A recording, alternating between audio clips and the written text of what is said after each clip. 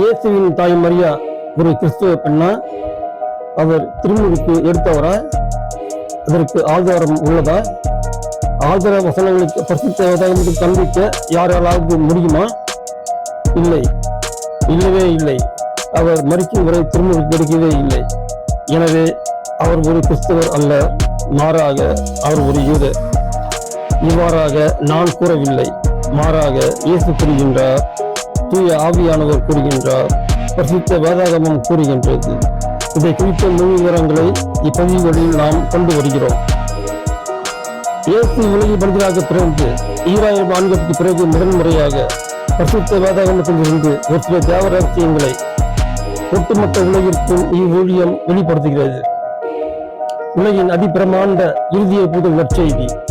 Vellur Dominic George presents the greatest final revival.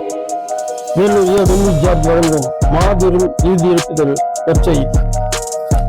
ஆபிரகாமின் வம்சாவழி மார்க்கத்தினரான ஒட்டுமொத்த உலகில் உள்ள ஒட்டுமொத்த கிறிஸ்தவர்கள், ஒட்டுமொத்த இஸ்லாமியர்கள் மற்றும் ஒட்டுமொத்த யூதர்களுக்கான உலகின் முதலான ஒரே ஊழியம் மற்றும் நம்பர் 1 ஊழியம் தி கிரேட்டஸ்ட் ஃபைனல் ரிவைவல். வேதங்களும் அதில் பூதங்களும். எரேமியா 5ஆம் அதிகாரம் வசனம் 31. இறைவாக்கினர் பொய்யை இறைவாக்காக உரைக்கின்றனர். குருக்கள் தங்கள் விருப்பப்படியே அதிகாரம் செலுத்துகின்றனர். இதையே என் மக்களும் விரும்புகின்றனர். ஆனால் முடிவில் என்ன செய்வார்கள்? எரேமியா அதிகாரம் 6 வசனம் 13 மற்றும் அதிகாரம் 8 வசனம் 10. ஏனெனில் சிறியோர் முதல் பெரியோர் வரை அனைவரும் கொள்ளை லாபம் தேடுகின்றார்கள். இறைவாக்கினர் முதல் குருக்கள் வரை அனைவரும் ஏமாற்றுவதையே தொழிலாக கொண்டுள்ளனர்.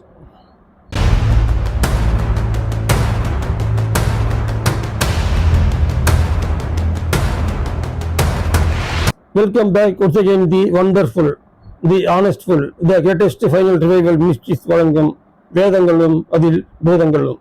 The original greatest final revival, அதாவது உலகின் மாபெரும் இறுதி எழுப்புதல் நற்செய்தி.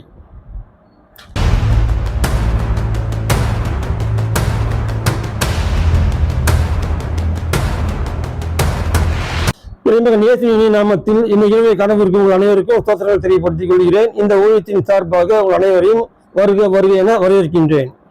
நான் அளிக்கும் பதிவுகள் அனைத்தும் உடனுக்கு உடன் உங்களுக்கு வந்து சேருவதற்கு என்னுடைய இந்த யூடியூப் சேனலை சப்ஸ்கிரைப் செய்யவும், தொடர்ந்து அருகில் இருக்கும் பெல் பட்டனை தவறாமல் அழுத்தவும். இந்த ஊழியத்தின் பெயர் கடைசி கால இறுதி எழுப்புதல் நற்செய்தி. இந்த யூடியூப் பதிவின் பெயர் வேதங்களும் அதில் பூதங்களும். இப்பதிவின் தொடர் எண் 5.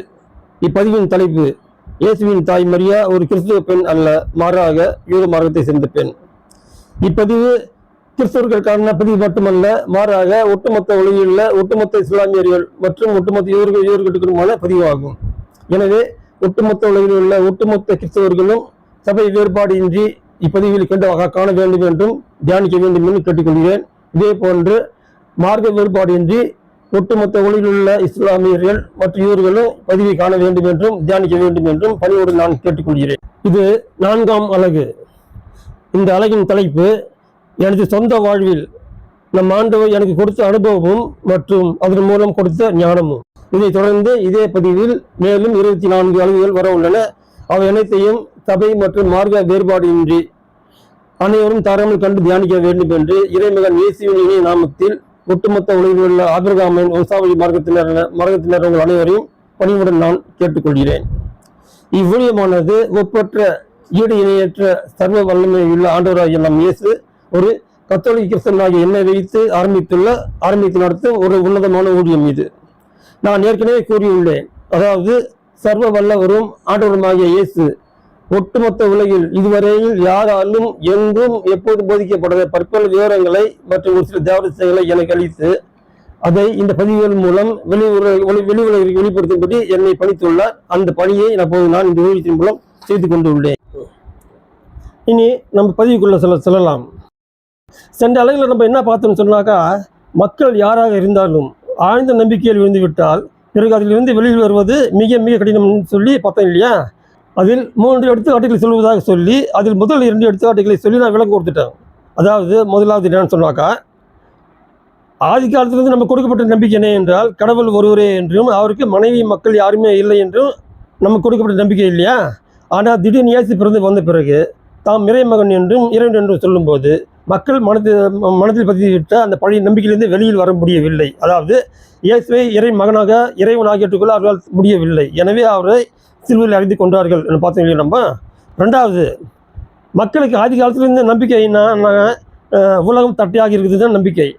ஆனால் கிமு 5ஆம் நூற்றாண்டிலிருந்து கிபி 17ஆம் நூற்றாண்டு வரைக்கும் வந்து எத்தனையோ அறிஞர்கள் சொன்னாங்க, அறிவியல் அறிஞர்கள் சொன்னாங்க, உலகம் தட்டையாக இருக்கவில்லை, கோலமாக இருக்குன்னு சொன்னாக்கா பழைய நம்பிக்கையிலிருந்து மக்களால் வெளியே வர முடியவில்லை. அதனால் உலகம் தட்டையாக தான் இருக்குதுன்னு சொல்லிட்டு கோலமாக சொல்லி அவங்க ஏற்றுக்கல. அதனை கடைசியில் 17ஆம் நூற்றாண்டில் கலிலியோ என்றவர் கொல்லப்பட்ட பிறகு தான் இந்த உண்மையாக மக்கள் ஏற்றுக்கிட்டாங்க. அதாவது உலகம் தட்டையாக இருக்கவில்லை, மாறாக கோலமாக இருக்கிறது என்ற உண்மையை மக்கள் ஏற்றுக்கொள்வதற்கு கிட்டத்தட்ட 2200 ஆண்டுகள் ஆகிறது. அந்த 2200 ஆண்டுகள் பிறகு தான் மக்கள் ஏற்றுக்கொண்டார்கள். இப்படியாக ஆழ்ந்த நம்பிக்கையிலிருந்து வெளியில் வர மக்களால் முடியவில்லைன்னு நம்ம கண்டோம் இல்லையா? இப்போ இதே போல் ஆழ்ந்த நம்பிக்கையிலிருந்து வெளியில் வர முடியாது, ரொம்ப கஷ்டம்னு சொல்லிட்டு ஆண்டவராக இயேசு என் சொந்த வாழ்வில் 2-3 நிகழ்ச்சிகள் காட்டி ஒரு சொந்த சோக கதைகள் அனுபவத்தை கொடுத்து அந்த ஞானத்தை கொடுத்துருக்காரு. அதை பற்றி நான் இப்போ சொல்ல போகிறேன். இதில் இறை வார்த்தைகளோ இறை தியானமோ இருக்காது. இதனால் மறுபடியும் சொல்கிறேன், உங்களுக்கு விருப்பம் இருந்தால் இந்த அழகை நீங்கள் பார்க்கலாம், இல்லை என்றால் விட்டுவிடலாம். அதாவது என் வாலிப வயதில் என் அத்தை மகள் ஒருவர் என்னிடம் வந்து தனது காதலை தெரிவித்தார். நானும் அவரை நம்பிவிட்டேன், ஆழ்ந்த நம்பிக்கைக்கு சென்று விட்டேன். ஆனால் பிறகு அவரிடம் எப்படி ஏமாற்றம் அடைந்தேன் என்றும் அதனால் நான் எப்படி உடல் அளவிலும் மன அளவிலும் பாதிக்கப்பட்டேன் என்பதையும் இந்த அழகில் நான் கூறப்போகின்றேன். இதே நேரத்தில் நான் தான் தன்னை திருமணம் செய்து கொள்வேன் என்று எனது மாமன் மகள் வேலூர் பக்கத்தில் உள்ள கிராமத்தில் வாழ்ந்து கொண்டிருந்தார். நான் தான் தன்னை திருமணம் செய்து கொள்வேன் என்ற ஆழ்ந்த நம்பிக்கையில் இருந்திருக்கிறார். அவரது பெற்றோரும் அந்த எண்ணத்தில் தான் இருந்திருக்கின்றனர். ஆனால் இந்த விவரம் எனக்கு தெரியவே தெரியாது. எனவே என்னுடைய தாயார் என்னை பார்த்த வேறொரு பெண்ணை நான் பார்த்து திருமணம் செய்து முடித்து விட்டேன். இதனால் அதிர்ச்சியிலும் மிகுந்த மன உளைச்சலில் விழுந்த அந்த பெண்ணின் பெற்றோரும் பிறகு எப்படி பாதிக்கப்பட்டனர் என்பதையும் இந்த அழகில் நான் கூற உள்ளேன். அதாவது சென்னை பக்கத்தில் ஒரு மாவட்டம், அந்த மாவட்டத்தில் ஒரு கிராமம். அந்த கிராமத்தில் நிறைய உறவினர்கள் நிறைய பேர் வாழ்ந்துட்டு இருக்காங்க. 1980 ஆண்டு கட்டத்தில் நான் ஸ்கூல் படிக்கிறப்போ அந்த மே மாதம் லீவ் இல்லையா, அப்போ மே மாதம் அங்கே போய் தங்கியிருப்பேன் நான். அப்படியாக அந்த 80, 81, 82 ஆண்டுகள் சரியாக தெரியல, எனக்கு மறந்து போச்சு. அங்கே தங்கியிருந்த போது அங்கே என்னோடய அத்தை மகள் ஒருவர் இருந்தார். அவர் என்னை பார்த்து மிக அழகாக சிரித்து தன் காதலை வெளிப்படுத்தினார். ஆனால் நான் அப்போ அந்த காதலை ஏற்றுக்கல. இருந்தாலும் ஏன் ஏற்றுக்கல சொன்னாக்கா, நான் கத்தோலிக்க திருச்சபையில் ஒரு குருவானவராக செல்ல வேண்டும் என்று மிக மிக ஆசையோடு இருந்தேன். அதற்காக அந்த அழைப்பை எதிர்பார்த்து கொண்டிருந்தேன். அந்த அழைப்பு எனக்கு கிடைக்கவில்லை. அந்த அழைப்பிற்காக நான் ரொம்ப மிக பாரப்பட்டு ஜெபித்துக்கிட்டு இருந்தேன். அப்போது அந்த நேரத்தில் தான் இந்த பெண் வந்து தன் காதலை சொன்னான். ரொம்ப நெருக்கமாக வந்து ரொம்ப அழகாக சிரித்தாங்க, ரொம்ப அழகான காதல் சொன்னாங்க. நானும் ஏற்றுக்கிட்டேன். இன்னொரு விஷயம் வேறு இருக்குது. அதுக்கு முன்னாடி நான் வசிக்கிற வேலூர்லேயே இருக்கிற எங்கள் வீட்டு எதிர் வீட்டில் இருக்கிற பொண்ணுங்க, பக்கத்து வீட்டு எதிர் வீட்டு பொண்ணுங்க எல்லாம் பக்கத்து தெருவில் இருக்கிற பெண்கள் எல்லாம் வந்து ஒரு சில பெண்கள் காதல் சொல்லி சொன்னாங்க. எங்கள் சொந்தம் இல்லை, ஆனால் பக்கத்து வீடு எதிர் வீடுன்றதால கொஞ்சம் ஃப்ரெண்ட்ஷிப்பு அதில் சொன்னாங்க. இருந்தாலும் நான் ஏற்றுக்க மாட்டேன், சந்தேகம். அதுக்கு தூரமாக இருந்துக்குன்னு சிக்னல் கொடுப்பாங்க, நான் ஏற்றுக்க மாட்டேன். அப்படியே கொஞ்சம் வெட்ட மாதிரி சிக்னல் கொடுப்பேன், அதை பார்த்து தூரமாக அடி போயிடுவாங்க. ஏற்றுக்குன்னா கிட்ட வரலாம், ஏற்றுக்க கட்டி தூரம் அப்படியே போயிடலான்றதுனால தூரமாக இருந்து சிக்னல் கொடுப்பாங்க. நானும் ஏற்றுக்கல, அவங்க அப்படியே போயிட்டாங்க. ஆனால் இந்த பெண் எப்படின்னாக்கா, சொந்தம் அத்தை மகள், நானும் அழுகுத மாமா பையன்தான். அந்த உரிமையில் அந்த தைரியத்தில் ரொம்ப நெருக்கமாக வந்து ரொம்ப உரிமையாக சிரித்து காதலை சொல்லவே நான் அதில் விழுந்துட்டேன். சரி, அதுக்கப்புறம் 2 நாள் 3 நாள் அங்கே இருந்தேன். அதுக்கப்புறம் ஜூன் மாதம் ஆரம்பிச்சது, நான் வந்துட்டேன், வெளியூருக்கு வந்துட்டேன். என் காதலை நான் வளர்க்கவில்லை. ஏன்னாக்கா அந்த பொண்ணு படிச்சுட்டு இருக்கான், நானும் படிச்சுட்டு இருக்கேன். படிக்கிற வயசில் இது செல்லுபடியாக ஒன்று, அவளும் நல்லா படித்து முன்னுக்கு வரட்டும், நானும் படித்து முன்னுக்கு வரணும், அதுக்கப்புறம் பார்த்துக்கலாம்ட்டு. ரெண்டாவது, அந்த ஜெனரேஷன் லவ்வை ஏற்றுக்கிறது இல்லை, காதல் ஏற்றுக்கிறது இல்லை. அப்பா அம்மா ஜென்ரேஷன், அவங்க அப்பா அம்மா ஏற்றுக்க மாட்டாங்க, ஆனால் எங்கள் அப்பா அம்மா ஏற்றுக்க மாட்டாங்க. அந்த பயந்துக்கு மனசில் வச்சுக்கிட்டு இப்போ எப்படியே மேரேஜ் ஆகி 8 வருஷம் ஆகும், படித்து வேலைக்கு போகணும், அதுக்கப்புறம் இந்த மேரேஜ். அதனால் அதை அப்படியே பெண்டிங் வச்சுட்டு நான் வேலைக்கு வந்துட்டேன். வந்து ஐடிஐ ஜாயின் பண்ணேன், 2 வருஷம் ஐடிஐ படித்தேன். அப்போ சம்மர் வெக்கேஷனுக்கு மே மாதம் லீவ் இல்லை, அதனால் நாங்கள் போக முடியல. அதுக்கப்புறம் அப்ரெண்டிஸ் சொல்லி 1 வருஷம் ஜாயின் பண்ணி செஞ்சேன். அப்போது சம்மர் வெக்கேஷன் கிடையாது, அதுவும் போக முடியாது. அப்புறம் வேலைக்கு ஜாயின் பண்ணேன், 1 வருஷம் டெம்பரரியாக வேலை செஞ்சேன். அடுத்து பர்மனெண்ட் ஆகிட்டேன். அதுக்கப்புறம் லீவே கிடையாமல் போயிடுச்சு. அதனால அந்த ஊர் நான் போகவே முடியாமல் போயிடுச்சு. தொடர்ந்து 7-8 வருஷங்கள் நாங்கள் போகவே இல்லை. அதுக்கப்புறம் 88, 89 எனக்கு மேரேஜ் பண்ண சொல்லி எங்கள் அப்பாவும் பேசி எடுத்த பிறகு அந்த பெண்ணை பார்த்து முதல் சம்மந்தம் பேசலாம், சம்மந்தம் கேட்டுக்கலாம், அதுக்கப்புறம் முறைப்படி பெண் பார்க்கும் படலத்தை ஆரம்பிக்கலாம் சொல்லிட்டு அந்த பெண்ணை பார்ப்பதற்காக நான் தனியாக போனேன். முதல்ல அந்த வீட்டில் நான் அந்த ஊருக்கு போனாக்கா அந்த வீட்டில் நான் தங்குறது இல்லை, அந்த வீட்டில் நான் போகிறதே இல்லை. ஏன்னா அந்த வீட்டில் வயசு பண்ணி கொடுத்தால அவங்க அந்த வீட்டுக்கு போகிறதும் இல்லை, நானும் அந்த வீட்டுக்கு போகிறதும் இல்லை, வேறு அத்தை வீட்டுக்கு தங்குவேன் நான். அப்படி அந்த வீட்டுக்கு போகிறப்போ நான் முதல்ல போகிறப்ப அந்த வீட்டு இந்த வீட்டை ஏற்குறைய அது தூரமாக இருந்தாலும் இந்த வீட்டு வாசலேருந்து பார்த்தா அந்த வீட்டு வாசலேருந்து பார்த்தா இந்த வீடு தெரியும். நான் அப்படி இருக்கிறப்போ நான் இந்த வீட்டுக்கு போகிறப்போ இந்த வீட்டு திரும்பி பார்த்தேன். இந்த பெண் தன்னுடைய வீட்டு வெளியில் இருந்தாங்க. என்னை பார்த்த உடனே நானும் அந்த பெண்ணை பார்த்தேன், அந்த பெண்ணை பார்த்தாங்க. பார்த்த உடனே எழுந்து என்கிட்ட வருவான்னு எதிர்பார்த்தேன் நான். ஆனால் எழுந்து நேரம் வீட்டுக்குள்ளே ஓடி போயிட்டாங்க. என்ன ஒரே ஷாக்கு. என்னை பார்த்த உடனே எழுந்து என்கிட்ட வருவாங்கன்னு நினச்சது நான். என்கிட்ட வராமல் நேரம் வீட்டுக்குள்ளே ஓடி ஒழிஞ்சதை பார்த்து எனக்கு ஷாக் ஆகிடுச்சு. இயற்கையாக என்ன ஒரு பையனும் பொண்ணு லவ் பண்ணாக்கா பெண்ணை பார்த்தா பையன் ஓடி வரணும், பையனை பார்த்தா பொண்ணு ஓடி வரணும் இல்லையா? ஆனால் இங்கே எப்படி நடக்கலை. பார்த்தோன்னே ஓடி ஒளிகிறான் அந்த பொண்ணு. சரி, எனக்கு ஒரு ஷாக்கு. இருந்தாலும் மனசை காட்டிட்டு நான் யாராக பை உள்ள அந்த அத்தை வீட்டுக்குள்ளே போய் பையை வச்சுட்டு வெளியே வந்து அன்றைக்கி ஒரு நாள் 2 நாள் அங்கே இருந்தேன் நான். இந்த பொண்ணு வீட்டு விட்டு வெளியே வருவா பேசலாம் பார்த்தா இந்த வீட்டை விட்டு வெளியே வரவே இல்லை. நான் போன விஷயம் தெரிஞ்சதால் வரல போல இருக்குது. 2 நாள் இருந்து பார்த்தேன். 3ஆவது நாள் லீவ் முடிஞ்சு போச்சு, நான் கிளம்பி வந்துட்டேன். அதுக்கப்புறம் 2 மாதம் 3 மாதத்துக்கு எப்பெல்லாம் மறுபடியும் இப்போ 2 நாள் 3 நாள் இருந்து பார்த்தேன். அந்த பொண்ணு வீட்டை விட்டு வெளியே வரல. இப்படியாக 2-3 வருஷத்தில் குறைஞ்சது 7 முறை அந்த வீட்டுக்கு நான் போனேன், அந்த ஊருக்கு நான் போனேன் நான். இந்த 7 முறை போயிருந்ததில் 4 முறை அந்த பெண் அவங்க வீட்டில் இருந்தாங்க, 3 முறை இல்லை. அந்த 4 முறையும் வீட்டில் இருந்தும் நான் அந்த ஊரை விட்டு வெளியே வர வரைக்கும் தன் வீட்டை விட்டு அவங்க பெண் வெளியே வரவே இல்லை. கடைசியாக என்ன செஞ்சால் ஒரு ஞாயிற்றுக்கிழமை போய் சர்ச்சுக்கு போனேன். சர்ச்சுக்கு இந்த பொண்ணு இப்படியே வரும், அங்கே பார்த்து பேசலாம்னு சொல்லி சர்ச்சுக்கு போனாங்க. அன்றைக்கி பார்த்து இந்த பெண் சர்ச்சுக்கே வரல. அதாவது என் முகத்தில் விழக்கூடாதுன்றதுனால சர்ச்சுக்கு வரது அவாய்ட் பண்ணிட்டாங்க போல இருக்குது. சரி, தெரிஞ்சுக்கிட்டேன் இது கட்டாயிடுச்சுன்னு தெரிஞ்சுக்கிட்டேன். அப்போ என்னுடைய மாமா பையன் ஒருத்தர் இருக்கார், அவர்கிட்ட கேட்டேன். கடைசியாக அவர்கிட்ட பேசினேன். இந்த மாதிரி இந்த பெண் லவ் சொன்னாங்க இந்த மாதிரி 7-8 வருஷத்துக்கு முன்னே, ஆனால் இப்போ வந்தாக்கா என் முகத்திலே போட மாட்டேன்றான்னு சொன்னாக்கா அவர் ஒரு விஷயத்த சொன்னார். அந்த விஷயத்தை நான் கேட்டு தலையில் இடி விழுந்த மாதிரி ஆயிடுச்சு எனக்கு. என்னன்னாக்கா, நீ ஐடிஐ படிச்சுட்டு அழுக்கு துணி போட்டுக்கின்னு டிரான்ஸ்போர்ட்டில் மெக்கானிக் வேலை செய்கிற, ஆனால் அந்த பொண்ணு உன்னை விட அதிகமாக படிச்சுட்டு கவர்மெண்ட் ஜாபுக்கு போயிட்டா, ஒரு அந்தஸ்தான வேலை, ஹை லெவல் சம்பளம். இப்போ அந்த பின்னாடி செய்கிறான் ஒன்று கட் பண்ணிவிட்டு தன் படிப்புக்கு தன் வேலைக்கு தன் தமிழுக்கு ஏற்ற மாதிரி வேறு மாப்பிள்ளை தர்றாவோ. அதனால் அந்த பெண்ணை நீ விட்டுடு, நீ என்ன செய்ய உன் தகுதிக்கு உன் படிப்புக்கு ஏற்ற மாதிரி ஒரு பெண்ணை பார்த்துக்கோ வந்துட்டு இவர் கூலாக சொல்லிட்டார். இவர் எனக்கு அப்படி தலை இடி விழுந்த மாதிரி ஆயிடுச்சு எனக்கு. என்னடா இது சொல்கிறதுக்கு அப்படியே லவ் பண்ணுன்ட்டு இந்த வார்த்தையோட அவர் சொல்லலை எனக்கு. இவர் வேறு ஒருத்தர் சொன்னார்.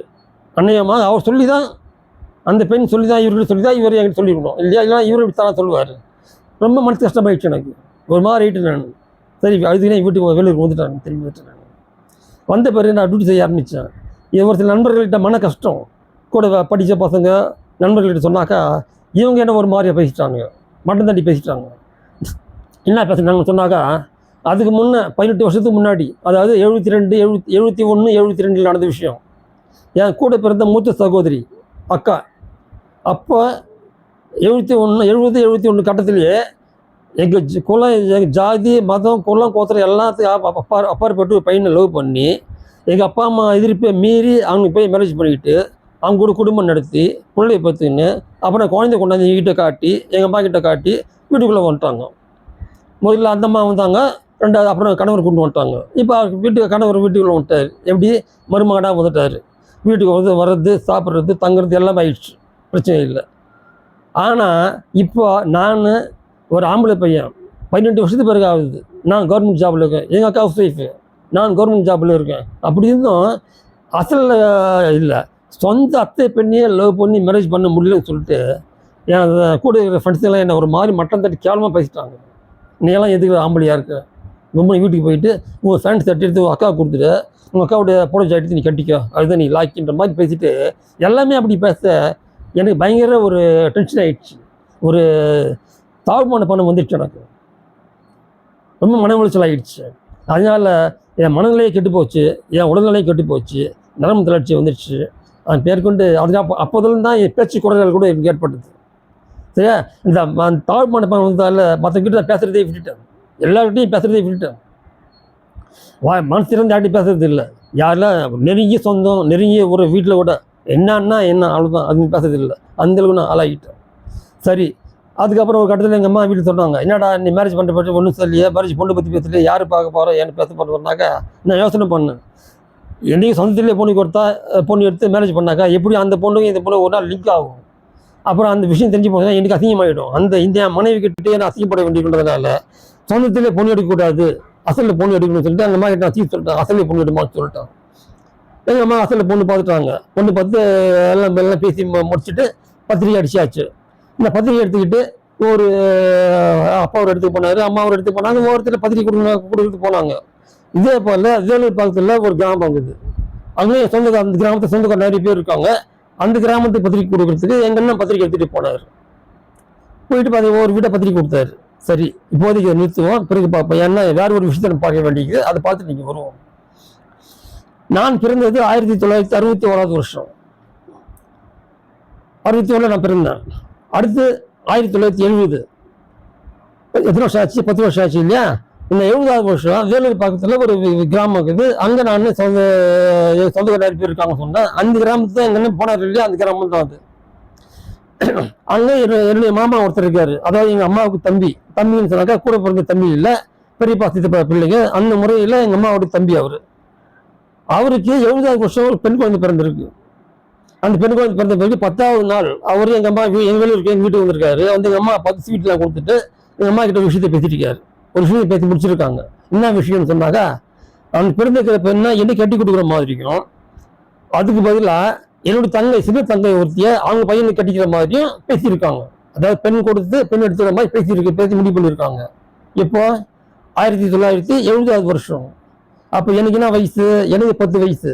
பிறந்திருக்கிற பொண்ணுக்கு நான் வயசு 10 நாள். என்னோட தங்கச்சி வயசு 5 வயசு.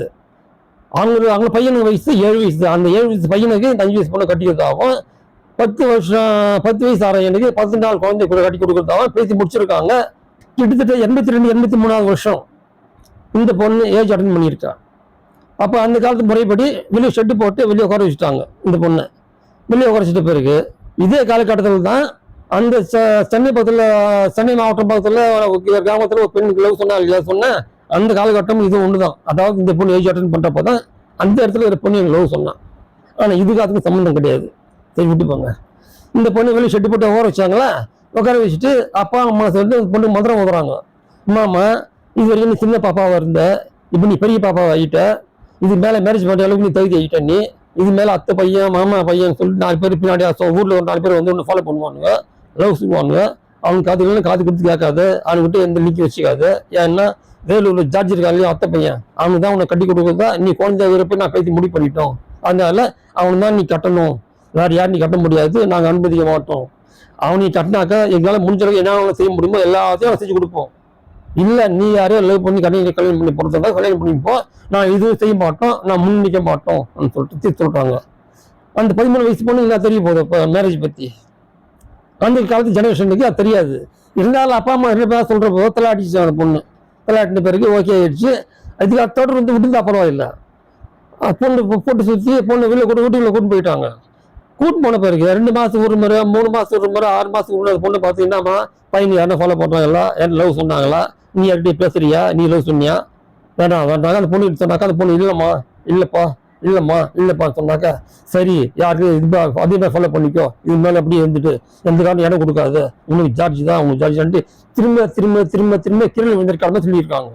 இந்த விஷயம் அந்த பொண்ணு மனசில் ஆழமாக படிஞ்சு போச்சு. தன்னோட எதிர்காலம் நடந்தான்ட்டு பதிஞ்சு போச்சு. ஒரு கட்டத்தில் பொண்ணு டென்ஷன் ஆகிட்டுக்குது. அதாவது 8th படிக்க சொல்ல ஆரம்பிச்சுது. 8th 9th அப்புறம் 10th அப்புறம் +1 அப்புறம் +2 படிச்சு பிஎஸ்சி நர்சிங் படிக்க ஆரம்பிச்ச பிறகு அவனுக்கு நர்சிங் படிச்சு கோர்ஸ் படிக்கப்போ அப்போ கேட்டுருக்காங்க, நம்ம நர்சிங் காலேஜில் கூட படிக்க பையன் எல்லாம் சொன்னாங்கன்னா அலோ பண்ணாது. ஒரு கட்டத்தில் இந்த பொண்ணு டென்ஷன் ஆகிட்டுக்கிறா. திரும்ப ஏமாதி சொல்லுறீங்க, என் மனசில் ஆழமாக பதிஞ்சு போச்சு. இது மேலே நீங்களே சொன்னா கூட நான் வேற ஏன் கட்ட மாட்டேன், எனக்கு அவர் தான் என் மனசில் அவளை அவனும் பதிஞ்சு போச்சு. இது மேலே மாறவே மாட்டேன். இது நீங்கள் என் கேள்வி கேட்காதீங்க, நான் பதில் சொல்ல மாட்டேன், பேசி எடுக்காதீங்க, எப்போ மேரேஜ் ஆனாலும் சரி எனக்கு அவர் தான் சொல்லிட்டு பொண்ணு அவசர விட்டாங்க. வெளியூர் வேலை செய்கிறேன். அங்கேயே ஹாஸ்டல் இருக்குது, அங்கே தங்கியிருக்கிறேன். வீட்டில் அப்பா அம்மா இருக்காங்க. இந்த நேரத்தில் தான் எங்கள் அண்ணன் பத்திரிக்கை போகிறாரு அவங்களுக்கு கொடுக்குறதுக்கு. இவங்களுக்கு தெரியாது, பத்திரிக்கை வரது இவங்களுக்கு தெரியாது. எங்கள் அண்ணன் வந்தவொடனே அவர் சேர்ல உட்காந்துருக்காரு. எங்கள் அண்ணன் பார்த்தோன்னே எழுந்து நின்று சார் இடம் கொடுத்துருக்காரு. உட்காரப்பா கொடுத்துருக்காரு. யாரு? மாப்பிள்ளைக்கு அண்ணன் இல்லையா, அண்ணன் வெல்கம் பாய் நல்லா இருக்குது. எங்கள் அண்ணன் போய் உட்காந்தாரு. உட்காந்து பிறகு நல்லா வீட்டில் இருக்கிற ஸ்வீட்டு காரம் cake biscuit tea coffee cool drinks எல்லாம் கொண்டு வந்து வச்சுட்டாங்க. சாப்பிட்டுப்பான்ட்டு அதை பார்த்து இவர் ஃபக் ஆகிட்டார். இது சாப்பிட முடியல இவரால். ஏதோ கடமை 2 பீஸ் சாப்பிட்டாரு. சாப்பிட்டு பிறகு கடைசி சரிங்க நான் கிளம்புறேன், தம்பிக்கு மேரேஜ் பத்திரிக்கை கொடுத்துட்டு போவான்னு சொல்லி பத்திரிக்கை எடுத்து கொடுத்தாக்கா அவங்க தலை இடி வந்து வச்சுருக்கோம். யாருப்பா கல்யாணம்? என் தம்பிக்கு ஜார்ஜிக்கு மேரேஜா? ஆமாம். சரி யார் பொண்ணு யாருனாக்கா அசலில் பொண்ணு பார்த்தோம். அப்படியே சங்கிட்டாங்க. ஒன்றே பேசல, அமைதியாகிட்டாங்க. இது பத்திரிக்கை கொடுத்துட்டு வந்துட்டாரு.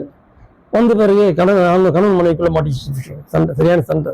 ஏன்னா எங்கள் அப்பா கிட்ட பேசுறது, எங்கள் அம்மா கிட்ட பேசுறது அவங்க அப்பா மட்டும் தான், மனைவி இல்லை. அவங்க மனைவி உடம்பு சரியில்லை, வீட்டு விட்டு வெளியே வர மாட்டாங்க. அதில் அவர் அப்பா அந்த பொண்ணோட அப்பா தான் மட்டும் பேசினாரு. பேசி முடிச்சுட்டு போயிட்டாரு. எப்போ நடந்தது? 70 நடந்தது. இப்போ 90, 20 வருஷம் நடந்த விஷயம் பேசுனது. 20 வருஷமா இருக்கேன். செகண்ட் டைம் பேசவே இல்லை, அப்படியே விட்டாங்க. எங்கள் அம்மா மறந்துட்டாங்களா இல்லை விருத்தாங்களா என்ன தெரியாது. வேற இடத்துல பொண்ணு பார்த்து முடிவு எடுத்தாச்சு. இப்போ பத்திரிகை கொண்டு கொடுத்த பிறகு ஷாக்கு. கணவன் மனைவிக்குள்ள சண்டை மாட்டிக்கிச்சு. நம்ம பொண்ணுக்கு நம்ம இத்தனை பேர் சொல்லணுமே, நம்ம பொண்ணு கேட்டாளா, கல்யாணத்தை கேட்டாளா, மாப்பிள்ளையாருன்னு கேட்டாளா? நம்மளே இப்போ தேவையில்லாம் பொண்ணு போட்டு ஊதி சொல்லிட்டு இப்போ அவன் இல்லை சொன்னாக்கா பொண்ணுக்கு எப்படி பதில் சொல்ல முடியும்? இவங்களே வாய் கொடுத்து இவங்களே மாட்டிக்கிறாங்க. இப்போ சொல்லுவாங்கல்ல, சும்மா இருந்த சண்டை ஊதிக்கு எடுத்தா ஆண்டிக்கன்னு, அந்த நிலைமை கொண்டாங்க பெற்றவங்க. அப்புறம் சண்டை போட்டு சமாதானம் ஆகிட்டு என்ன பண்ணுறாங்க, சரி இந்த பொண்ணு எப்படி சொல்கிறது தெரியாமல் முடிச்சுட்டு இருக்காங்க. இவங்க நாட்கள் போயிடுச்சு. ஏன் திருமண நாள் அன்னைக்கு வந்தது 1990 வருஷம் செப்டம்பர் மாதம் 21ஆம் தேதி வெள்ளிக்கிழமை சாயங்காலம் 5 மணிக்கு மேரேஜ். அன்னைக்கு பார்த்து இந்த பொண்ணு லீவ் போட்டு, சனி ஞாயிறு லீவ் போட்டு, வெள்ளிக்கிழமை ஆஃப், அதுக்கடுத்து சனி ஞாயிறு லீவ் போட்டு 3 நாள் லீவில் இந்த பொண்ணு வீட்டுக்கு வந்திருக்கா. ஆனால் இவளுக்கு எந்த மேரேஜ் இந்த பொண்ணு தெரியாது. காலையில் வந்தவங்க 11 12 மணிக்கு வீட்டுக்கு வந்தால் அம்மா சூறாகி போட்டாங்க, சாப்பிட்டு படுத்துட்டாங்க. சாயங்காலம் 4 மணிக்கு வந்து வீட்டுக்கு வெளியே அப்படியே வாசல் பக்கம் தெரு பக்கம் வந்தாக்கா அவங்க தெருவுக்கு நல்ல சொந்தம் இருக்குதான். வீடு ஒருத்தர் 2 பேர் கிளம்பி எல்லாம் வேலை வந்து பஸ் ஏறதுக்காக பஸ் ஸ்டாப்பிங் போகிறாங்க. இந்த பொண்ணு பார்த்தா எல்லாம் வீடு ஆளுக்கு கிளம்பிப்பாங்க. எல்லாம் எங்கே போகிறீங்க, ஏன் விசேஷம் கேட்டாக்கா கேட்டுக்காத பாங்க வீட்டை. அவங்க சொல்லிடுவாங்க, ஏன் உங்களுக்கு தெரியாதா, வேலூர் ஜார்ஜி மாமா பையன் ஜார்ஜி கல்யாணம்னாக்கா யாரு எது ஜார்ஜி கல்யாணம் கேட்டுக்காப்பா. உங்கள் அத்தை பண்ணி தான் கல்யாணம், டிரான்ஸ்போர்ட் கல்யாணம் வந்தானாக்கா இவனுக்கு ஃபங்க் ஆகிட்டா. தலையில் இடி வந்து மாறிடுச்சு இவளுக்கு. அப்படியே உட்காந்துட்டாங்க. அவங்க எல்லாம் போயிட்டாங்க. அதுக்கு 1 நிமிஷம் ரிலாக்ஸ் ஆகிட்டு படி வீட்டுக்குள்ளே பாட்டி ராஜ்யத்துக்கு உள்ளே போயிருக்கேன். பத்திரக்காளி மாதிரி போயிட்டு அவங்க அப்பா அம்மா ஒதுக்கி உட்காந்துருக்காங்க. போய் கேட்டுக்கா, அப்பா அம்மா என்னாச்சு ஏதாச்சு எனக்கு ஜார்ஜி மேரேஜ் ஆமான்னு சொன்னாங்க. ஆமாம் சொல்ல முடியல அவங்களால சைலண்டாக இருந்துக்காங்க. ஏன்னா அமைதியாகிறீங்க, சொல்லுங்க உனக்கு எடுத்துக்கிறா போயிட்டு. அவங்க ஒன்றும் பேச முடியாது. சைலண்டாக இருக்கிறப்போ வச்சுங்க சரியா சார் சாமான் விசில் அடிச்சிருக்கா, பத்திரக்காளியாக மாறி இருக்கா. எவ்வளோ பிரச்சனை ஆகிட்டு இருக்குது, சண்டை பிரச்சனை ஆகிடுச்சு. சாயங்காலம் 5 to 6 வரைக்கும் முகூர்த்தம் மாசம் நடந்துட்டு இருக்குது. நான் தாலி கட்டுற அதே நேரத்தில் இந்த பெண் தன் வீட்டில் இருந்து தன்னோட துணிமணியில் எடுத்து வீட்டை விட்டு வெளியே போயிட்டான். இது மேலே நான் வீட்டுக்கு வரவே மாட்டேன், உங்களுக்கு எனக்கு எந்த உறவும் தேவையில்லைன்னு சொல்லிட்டு இந்த பெண் வீட்டை விட்டு வெளியே போயிட்டேன். எனக்கு மேரேஜ் முடிஞ்சிடுச்சு. இதெல்லாம் விஷயம் எனக்கு தெரியாது, எனக்கு நடக்கிற விஷயம் தெரியாது. என் வீடு நடந்து கொண்டு இருக்கு. எனக்கு மேரேஜ் முடிஞ்சது, எல்லாம் முடிஞ்சு ஃபார்மாலிட்டிஸ் எல்லாம் முடிஞ்சிடுச்சு. அதுக்கப்புறம் நான் டியூட்டி போக ஆரம்பித்தேன், மனைவி டியூட்டி போக ஆரம்பிச்சிட்டாங்க. ஒரு 6 மாதத்துக்கு காலம் முடிஞ்சிருக்கும். நான் டியூட்டி முடிச்சு சாயங்காலம் 5 மணிக்கு 5:30 மணி வீட்டில் தனியாக இருக்கேன். எங்கள் வீட்டில் யாரும் இல்லை, மனைவி டியூட்டி போயிருக்காங்க. PM ஷிஃப்ட்டு, சாயங்காலம் நைட்டு 8 மணி தான் வருவாங்க. நான் தனியாக வீட்டில் இருக்கேன். திடீர்னு இந்த பொண்ணு திடீர்னு என் சட்டை யாரோ வந்து டைட்டாக பிடிச்சாங்க. நான் தனியாக வீட்டில் இருக்கிறப்ப பிடிச்சி பயந்துட்டாங்க. அடுத்தபடி எடுத்து பார்த்தாக்கா அந்த பொண்ணு தான். எனக்கு ஒன்றுமே புரியல, யார் இந்த பொண்ணு. திடீர்னு அந்த பொண்ணு நம்ம வீட்டுக்குள்ள வருது. இன்னும் நான் மேரேஜ் ஆகிட்டு ஒரு பொண்ணு ஹஸ்பண்ட் ஆகுறேன். இது அத்தை பொண்ணு தான், இதுன்னு சொல்ல. ஆனால் நம்ம வீட்டுக்குள்ள வந்து சட்டை பிடிக்கிறது திடீர்னு சொல்லாம் போல வீட்டுக்குள்ளே வரதே தப்பு. அடுத்த சட்டை பிடிக்கிறது தப்பு. எப்படி நடந்த விஷயம் சொல்லிட்டு ஒன்றும் புரியாமல் நான் எப்படி தெரியும் என்னமாச்சு என்னன்னு கேட்டாக்கா அதுதான். ஏன் என்ன ஆச்சுன்னு ஒன்றும் புரியல எனக்கு. அப்போ சமாதானம் சொன்னேன். சமாதானம் பண்ணும்போது என்ன விஷயம் கேட்டாக்கா கேட்ட கேள்வி, நீ ஏன் அந்த பொண்ணை மேரேஜ் பண்ணேன்னு கேட்டேன். அம்மா பார்த்த பொண்ணு நான் மேரேஜ் பண்ணுமா, என்ன பார்த்த பொண்ணு, ஏன் உனக்காக நான் வெயிட் பண்ணுறேன், உனக்கு தெரியாதா, உனக்கு எனக்கு தெரியாது, நீ சொன்னியா, இல்லை சொல்லலை. உங்கள் அப்பா அம்மா சொல்லியா என் திரும்பி கேட்டேன். எங்கள் அப்பா அம்மா சொல்லவே இல்லை. ஆக இப்போதான் இது வரைக்கும் நடந்த விஷயம் எல்லாத்தையும் சொன்னான். இப்போ நான் சொன்னேன் இல்லையா, இந்த விஷயம் எல்லாத்தையும் இப்போ சொன்ன நடந்த விஷயம் சொன்னான். இப்போதான் எனக்கு எல்லா விஷயம் தெரிஞ்சது எனக்கு. சரி என்ன பண்ண முடியும், நல்லா முடிஞ்சு போச்சு, ஒன்றும் செய்ய முடியுமா, நானும் முடிஞ்சு போச்சு, நீ வேற நல்ல மாப்பிள்ளையை பார்த்து மேரேஜ் பண்ணிக்க சொல்லி அது பண்ண. அதுக்காக எங்கள் அப்பா அம்மா பக்கத்தில் எங்கள் அப்பா அம்மா வீடு இருக்குது, அங்கே போய் உட்காந்து பேசிக்கிட்டு நைட்டு எங்கள் வீட்டில் சாப்பிட்டு நைட்டு எங்கள் வீட்டில் படுத்துட்டு நைட்டு என் மனைவி வந்தாங்க. என் மனைவி இன்ட்ரடியூஸ் பண்ணி வச்சேன். நைட்டு வீட்டில் படுத்து தூங்கினாங்க. மறுநாள் காலையில் எழுந்து போயிட்டாங்க. நாங்கள் டியூட்டி போயிட்டோம். அப்பா அம்மா கிட்ட சமாதானம் பண்ணியாச்சு. இதுப்போ என்ன பண்ண முடியும்? சமாதானம் ஆகி தான் ஆகணும். அவர் மேரேஜ் பண்ணி தான் ஆகணும் இல்லையா? இந்த நிலைமையில் 92 இன்னும் மூத்த மகள் பிறந்தாங்க, பெரிய மகள் பிறந்தாங்க. பிறந்த பிறகு கத்தோலிக்க திருச்சபையில் ஞான பெற்றோர் ஞானத்தையும் சொல்லி ஞானஸ்தானம் கொடுப்போம். அதாவது ஆன்மீகத்தை இந்த உலகத்தில் பெற்றவங்க அப்பா அம்மா வேற, ஆன்மீகத்தில் வளர்க்குற குழந்தை பெற்றவங்க வேற. அவங்களுக்கு ஞான பெற்றோர்னு சொல்லிட்டு ஞானஸ்தானம் கொடுக்குறப்போ அவங்க கையில குழந்தைய கொடுப்போம். அவங்க தான் குழந்தைய வச்சு ஞானஸ்தானம் கொடுக்கணும். அந்த ஸ்டேட்டஸ் இந்த பொண்ணு நான் கொடுத்தேன். என்ன பண்ணி எடுத்துக்கிறியாம்மா என் குழந்தைய ஞானத்தை எடுத்துக்கியம்மான்னு சொன்னாக்கா ரொம்ப சந்தோஷமா எடுத்துக்கிட்டாங்க.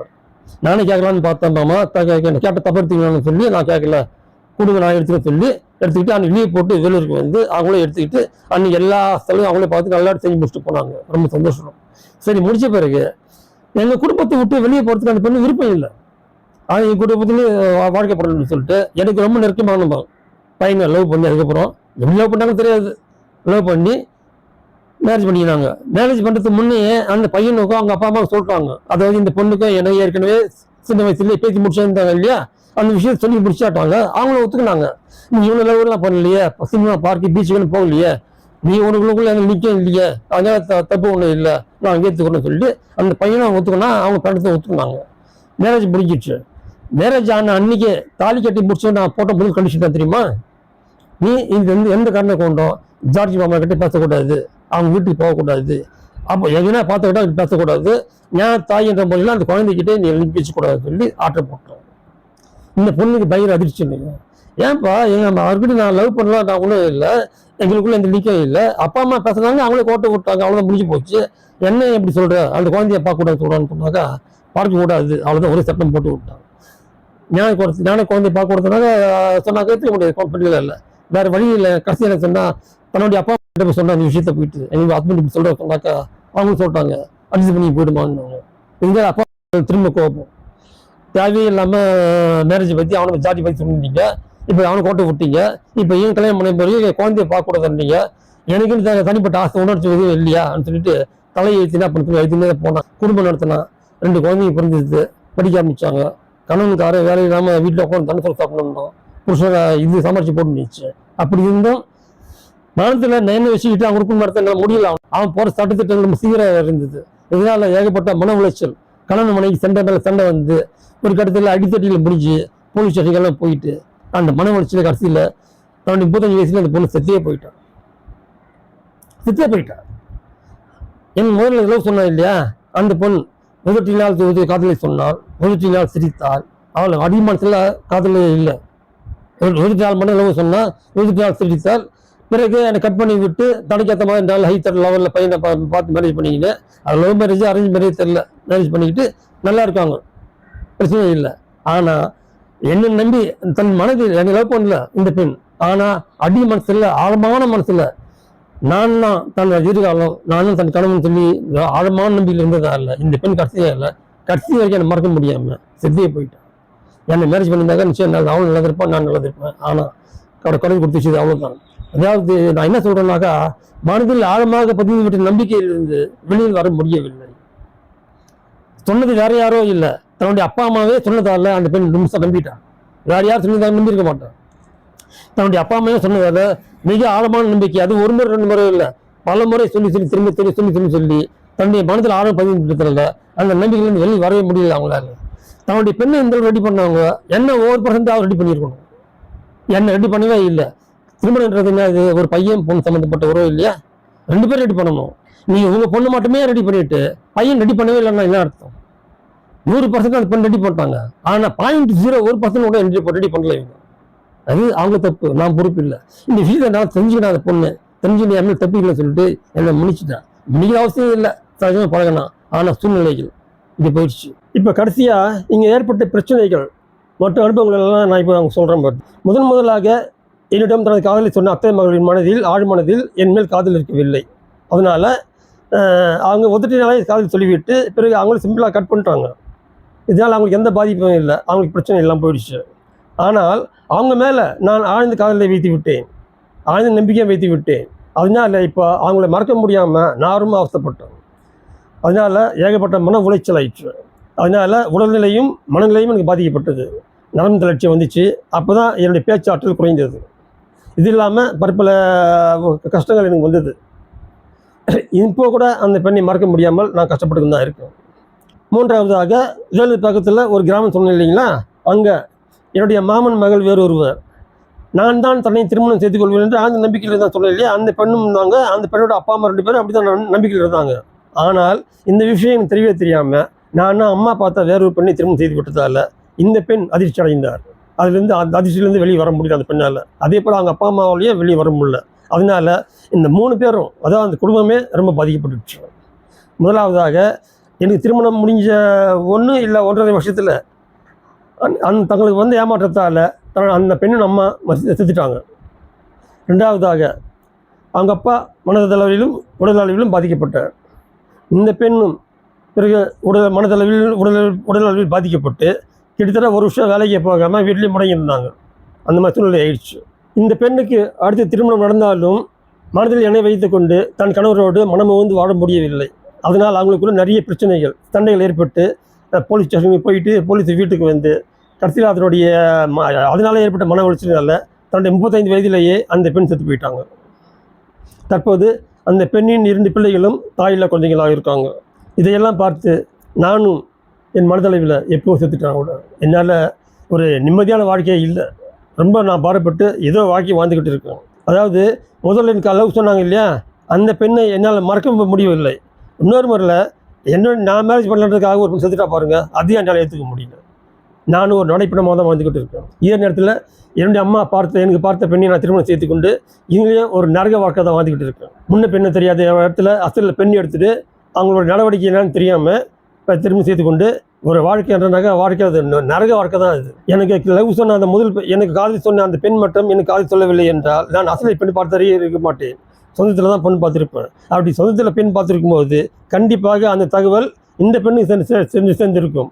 அப்போது இந்த பெண் விழிப்படைந்து கண்டிப்பாக என்னோட தொடர்பு கொண்டு பேசி எனக்காக தான் காத்திருப்பதைன்னு சொல்லி எங்கள் திருமணம் இங்கேயே முடிஞ்சிருக்கோம். அப்படி முடிஞ்சிருந்தாக்கா நானும் நல்லா இருந்திருப்பேன், அந்த பெண் நல்லா இருப்பாங்க. ஆனால் இப்போது நான் அசலில் பெண் எடுத்ததால் இந்த தகவல் இந்த பெண்ணுக்கு கடைசியும் தெரியாமல் போயிடுவேன்.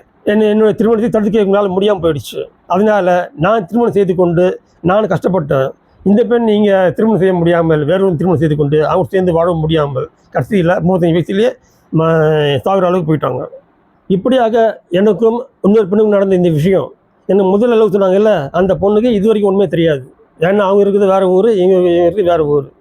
அதனால் அந்த பெண் எதுவுமே தெரியாது. அதுக்காக அந்த பெண்ணை நான் எதுவும் குறை சொல்ல மாட்டேன். அந்த பெண் நல்ல பெண் தான், அவங்க குடும்பம் நல்ல குடும்பம் தான், உண்மையில் அது குறை சொல்கிறதுக்கு இல்லை. இப்படி தான் ஏதோ சின்ன வயசில் ஒரு சிறு விளையாட்டை சொல்லிட்டாங்க போல இருக்குது. அந்த விளையாட்டு எனக்கு வினை ஆகிடுச்சு. சொல்லுவாங்க இல்லை விளையாட்டு வினையாக்கம்ட்டு, அந்த மாதிரி அந்த பெண் சிறு பிள்ளையை அந்த செஞ்ச விளையாட்டு தனமாக வேலை எனக்கு வினை ஆகிடுச்சு. இதே டைமில் நம்ம மனசில் ஆழமாக பதிந்திருக்க பல நினைவுகள் நடக்காமல் போயிடுது. அதுலேருந்து நம்ம வெளியே வர முடியாமல் நான் அவசரப்பட்டுக்கிட்டு இருக்கோம். இப்போ நான் என்ன சொல்ல வரேன்னு சொன்னாக்கா, மனதில் ஆழமாக பதிந்து விட்ட நம்பிக்கையிலிருந்து ஒரு வெளியில் வர வேண்டும் என்றால் முடியவே முடியாத காரியம். அது சொல்ல வரது தான் இதில் சொன்னேன். முதல் விஷயம் ஆன்மீகம், 2வது விஷயம் அறிவியல் விஷயம், 3வது அன்பு, அதாவது லவ். ஆன்மீகத்தில் என்ன சொன்னால், இந்த உலகை படித்து சர்வ வல்லமையில் கடவுள் ஒருவர் தான், அவருக்கு மனைவி மக்கள் இல்லைன்னு சொல்லும் போது ஆதி காலத்தில் மக்கள் நம்பிக்கை, ஆழ்ந்த நம்பிக்கை இருந்து விட்டுச்சு. திடீர்னு ஏசு பிறந்த நான் இறை மகன், நான் இறைவன் தான் சொன்ன பிறகு மக்கள் ஏற்றுக்கல. அதனால அவரை அடிச்சு சிலுவையில் அடிச்சு அவரே மரண தண்டனை கொடுப்பாங்க அவருக்கு. அதே போல ஆதி காலத்து நம்பிக்கை உலக தட்டியாக தான் இருக்குது, உருண்டியாக்குன்றதை யாரும் ஏற்றுக்கல. மக்கள் மனதில் ஆரம்ப பதிந்த நம்பிக்கை உலகம் தட்டியாக்குதுன்னு தான். இதே நம்பிக்கை தான் கடைசி வரைக்கும் இருந்தது. ஆனால் திடீர்னு சயின்டிஸ்டுங்க சொல்லி அதுவும் 2200 வருஷங்கள் சொல்லிவிட உலகம் கோலமாகும் சொல்லிவிட ஏற்றுக்க முடியல. கடைசியில் கலீலியோ என்ற அந்த அறிவியல் கொல்லப்பட்ட பிறகுதான் மக்கள் ஏற்றுக்கிட்டாங்க. இதே போல இங்கே லவ் சொன்னாங்க இல்லையா, 2 பெண்கள். ஒரு பெண் மனசில் அடி மனசில் லவ் இல்லை, உதற்றினால் காதலை சொன்னால், உதற்றினால் சிரித்தால், அதோடு விட்டுவிட்டு போய்விட்டாள். ஆனால் இன்னொரு பெண் என்னை காதலிக்கவில்லை என்றாலும் அவளுக்கு அடிமனதில் நான் தான் அவள் கணவன் என்ற தீர்மானம் ஈடுபட்டு ஆரம்பமாக பதிந்து விட்டதால் அதிலிருந்து வெளியே வர முடியாமல் பிறகு திருமணம் செய்து கொண்டா கூட அவங்க கூட சேர்ந்து வாழ முடியாமல் செத்து விட்டார். இப்போ என் நிலைமை கூட இதுதான். அடி மனசில் நான் முதல் காதலிச்சு பண்ணி மனசில் இருக்கிறேன். இப்போ மனசில் எடுக்க முடியவில்லை. ஆனால் வேறு வழி இல்லை, நான் குடும்பத்தில் தான் இருக்கேன். இது முடிஞ்சு போச்சு. இதே சொல்லணும்னா கத்தோலிக்க திருச்சி இதே போல 5ஆம் நூற்றாண்டிலிருந்து இது வரைக்கும் ஆழ்ந்த நம்பிக்கை கொடுக்கப்பட்டு இருந்தது. என்ன நம்பிக்கை சொன்னாக்கா மரியாதை வணங்குவது தவறு அல்ல, மனையை வணங்க வேண்டும். அதே போல 1008 புந்தர்களை வணங்குவது தவறு அல்ல, அவர்களை வணங்க வேண்டும். அதே போல சுரூபங்களை சிலைகளை வணங்குவது தவறு அல்ல, அது வணங்க வேண்டும். அதே போல பாவம் செய்துவிட்டு மன்னிப்பு கேட்பது தவறு அல்ல, மன்னிப்பு கேட்க வேண்டும். இயேசு மன்னிக்க இப்படிப்பட்ட ஒரு தவறான பகுதிகள் கொண்டு நிலைநிறுத்தப்பட்டு மக்களுக்கு திரும்ப போதிக்கப்பட்டு மக்கள் மனதில் ஆழமாக பதிந்து விட்டது. இந்த நம்பிக்கையிலிருந்து மக்கள் வெளியே வரணும்னு சொன்னாக்கா ரொம்ப ரொம்ப கஷ்டம், வெளியே வர முடியாது. யாரெல்லாம் இதுக்கு இப்போ இவங்களுக்கு ஆப்போசிட்டா பேசுறாங்களோ அவங்க எதிரியா துரோகியா தான் பார்ப்பாங்க. ஏன்னா உங்க சூழ்நிலை அந்த மாதிரி, நானும் அப்படிதான் பார்த்தேன் ஒரு காலத்துல. ஆனா ஒரு காலத்துல போட்டு அடி அடிச்ச பிறகு நிர்மூலமாக்கின பிறகுதான் அதுலேருந்து வெளியே வந்தோம். அதே போல இப்ப இருக்கிற கிறிஸ்தவர்களாகிய நீங்கள் இதுல இருந்து வெளியே வரணும்னு சொன்னாக்கா இதுல ஏதோ ஒரு விஷயம் நடக்கணும், நடந்தால் மட்டும்தான் வர முடியும். தவிர நடக்காத வரையில் மரியாதை வழிபாட்டிலிருந்து 1008 புனிதர்கள் வழிபாட்டிலிருந்து சிறுவ வழிபாட்டிலிருந்து சிலை வழிபாட்டிலிருந்து பாவ செய்வதிலிருந்து வெளியே வர மாட்டீங்க. ஏன்னா நீங்க போதிக்கிறவங்க ஷீப்பர்ஸ் போதிக்கிறாங்க, நீங்க அவசரம் ஏத்துக்கிறீங்க. என்னை போன்ற மக்கள் சொல்லி போதிக்கும் போது ஏத்துக்க மாட்டீங்க.